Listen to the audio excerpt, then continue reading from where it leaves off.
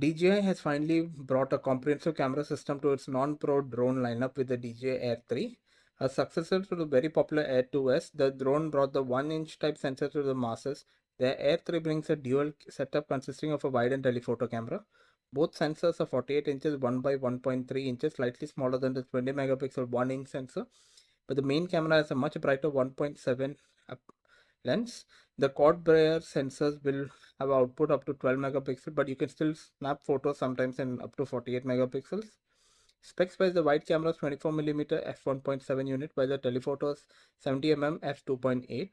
Both lenses have autofocus. Video specs are impressive, like you will get 10-bit recording across the board in HLG and a new D-Log M profile, going up to 4K, up to 100 frames per second without any crop.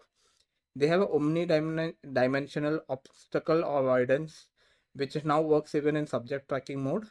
It will support DJI's latest OcuSense 4.0, which will have a 20-kilometer theoretical range.